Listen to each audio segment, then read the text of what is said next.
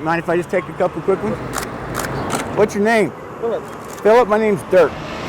Dirk Johnson, a man who spends a lot of his time on wheels with a camera. Can I take a picture of you? No.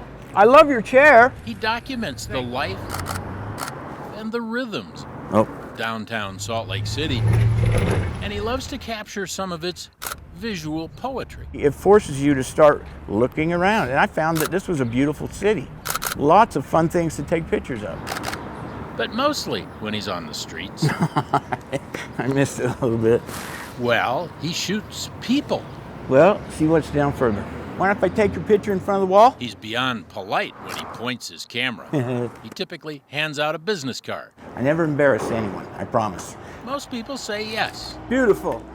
3 beautiful ladies. How can I go wrong? The special people, though, Do you mind if I take a couple of pictures? are those who are always on the street. I do take a lot of pictures of the homeless and people living on the street, panhandlers. I'll talk to them and get to know a lot of them. After several years of this, So I've seen both ends, guys that are struggling. he's learned to feel compassion for those who can get around better than he can, but have no place to go. Hey, thanks. Have a good one. And that taught me that there's a lot of people that really, really don't want to be on the street, that would like to get off. What really gets his photographic juices flowing is a long way from the city. It's out here in wild horse country. Those are his favorite photographic subjects.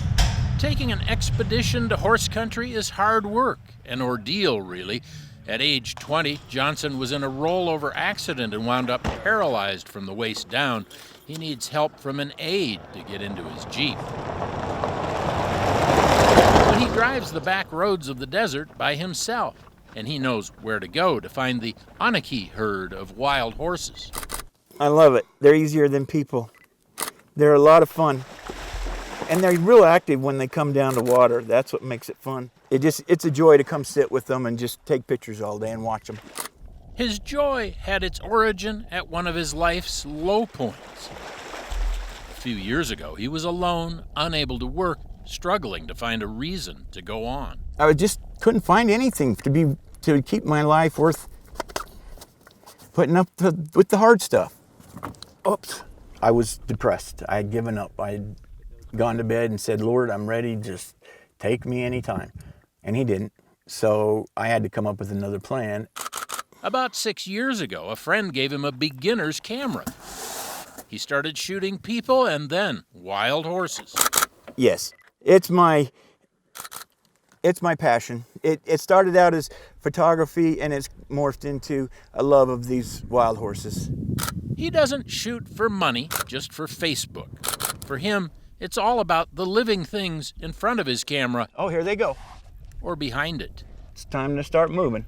Anything that keeps me distracted from the day-to-day grind, and it's just a pleasure to watch them run free. It makes me jealous. I like that feeling of running, so.